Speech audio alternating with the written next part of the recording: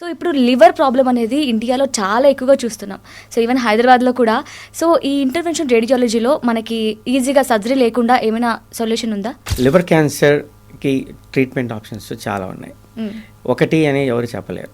So explore. ఇప్పుడు ఎవరినన్నా హాస్పిటల్కి వెళ్ళి లివర్ క్యాన్సర్కి ఏమున్నాయంటే సర్జరీ కానీ, ఆంకాలజీ, కీమోథెరపీ కానీ, రేడియేషన్ అనే ఉంటారు. ఒక ఇల్లు కట్టాలంటే 4 పిల్లర్స్ కావాలండి. ఆ 4th పిల్లర్ వచ్చేసే ఇంటర్వెన్షన్ రేడియాలజీ. ఈ 4th పిల్లర్ అనేది ఇది ఇండియన్ టర్మ్ కాదు, ఇది ఇంటర్నేషనల్ వెస్టర్న్ సైడ్లో వెరీ ఇంపార్టెంట్ రోల్స్ ప్లే చేస్తుంది. There are so many options of intervention radiology for liver cancer. Intervention రేడియాలజీలో ఒక డిఫరెంట్ టైప్స్ ఆఫ్ ప్రొసీజర్స్ ఉంటాయి. సో ఎగ్జాంపుల్గా చెప్పాలంటే అబ్లేషన్ అనేది, అబ్లేషన్ అంటే డైరెక్ట్గా నీడిల్ని తీసుకొని ఆ క్యాన్సర్ ఎక్కడ ఉందో దాన్ని పెట్టి ఏదైనా హీట్ కానీ దాన్ని కోల్డ్గా చేసి ఆ క్యాన్సర్ని చంపడం.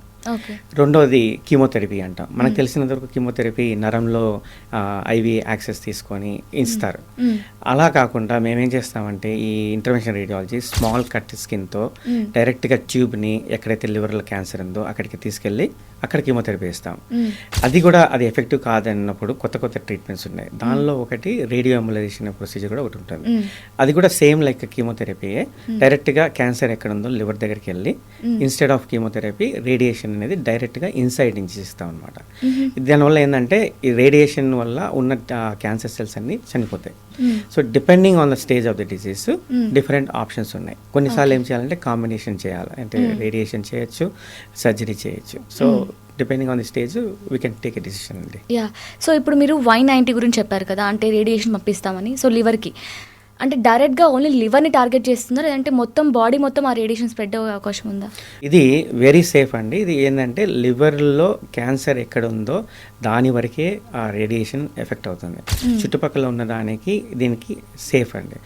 అందుకోసమే ఈ ప్రొసీజర్ చేసేటప్పుడు కూడా ఓన్లీ ఎక్స్పర్టీస్ కానీ ఎక్స్పీరియన్స్ ఉన్న వాళ్ళతో చేయిస్తే అవుట్కమ్స్ కూడా బాగుంటాయండి. సో ఈ Y90 రేడియో ఎంబలైజేషన్ ఉంది కదా, సో ఇది ఎగ్జాక్ట్లీ కీమోథెరపీ అనొచ్చా ఆర్ ఎల్స్ సర్జరీ అనొచ్చా? అసలు ఏంటిది? రెండు కాదండి. ఇది కీమోథెరపీ అని చెప్పారు కదా, అది డ్రగ్స్కి కీమోథెరపీ ఏజెంట్ యాడ్ చేసి ఇవ్వడము.